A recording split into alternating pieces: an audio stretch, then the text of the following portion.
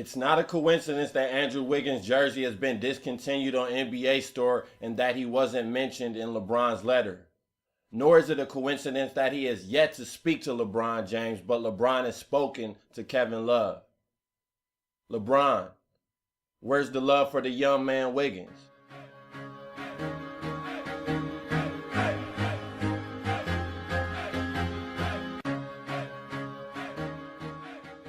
Welcome back to the Best Damn Sports Blog.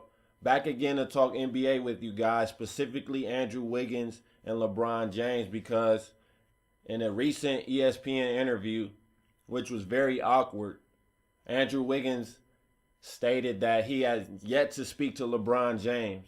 And I'm not very fond of that decision by LeBron at all. I find it somewhat unprofessional. Andrew Wiggins was the number one pick of the Cavaliers. You joined the Cavaliers. You even reached out to Kevin Love, who is not a Cavalier. And you also went out your way to not include Wiggins in your letter. And it makes you start to put pieces together. Make you think, was this a part of the deal in LeBron returning to Cleveland? Did him and Dan Gilbert discuss this in that 4-hour meeting they had in Las Vegas?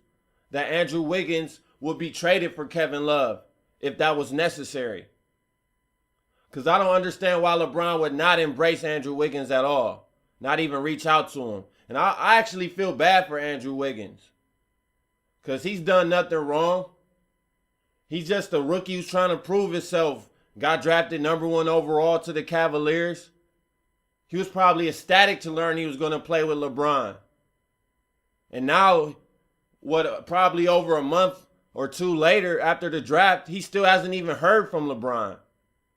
And LeBron, his return was I think around July 10th. Somewhere around that date. Today is August 4th, and they still haven't spoken to each other. To me, that's a complete indication that LeBron has no desire to play with Andrew Wiggins. And I just really don't understand why. To me, Andrew Wiggins is the best option at the 2 guard because he's not going to command the ball.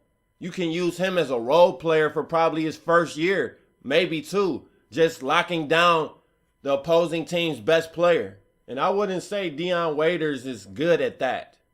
I wouldn't say he's a terrible defender, but he doesn't have the defensive capabilities that Andrew Wiggins has. In defense is what's most important for the Cavaliers, I feel. Why? Because defense wins championships. Now, I want to get back into LeBron's whole decision and transition to come back to Cleveland. He made it seem like he was coming home because he loves the city and all of that. But honestly, it was all just a PR power move by LeBron James. A PR power move. He knew that Pat Riley was not going to give him what he wanted in Miami, as well as a basketball decision.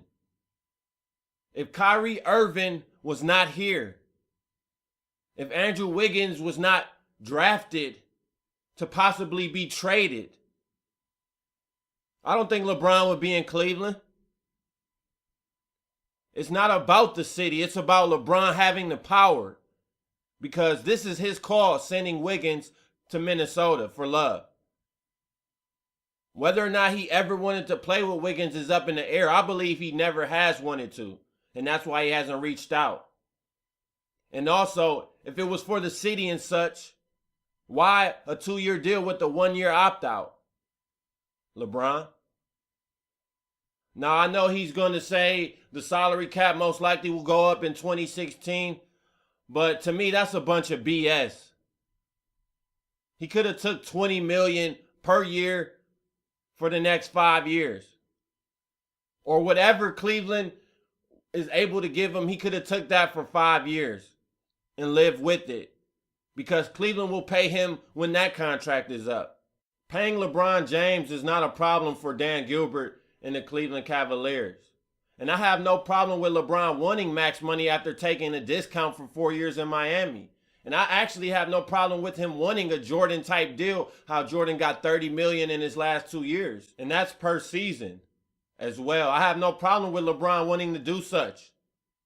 But he also could have signed a 4-year deal this year or 5, and also got that 2-year deal around $30 million per year, how Jordan got as well after that contract ended.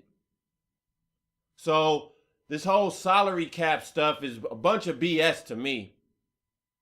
And it really comes down to LeBron didn't have the same cachet with the Miami Heat's organization that he will have with Dan Gilbert. LeBron is clearly running the show in Cleveland. And all of his friends, his inner circle, they are reaping the benefits too from Dan Gilbert.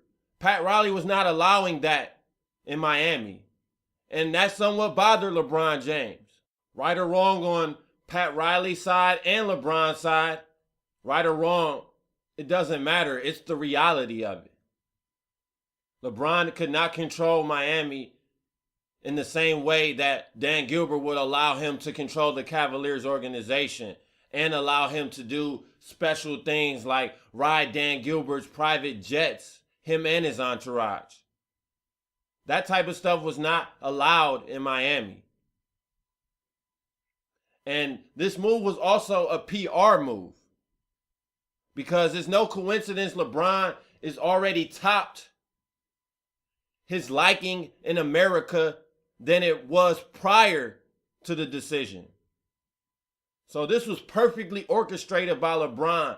The very heartwarming letter he wrote about wanting to come home and wanting to bring a championship to Cleveland. And that all may be true.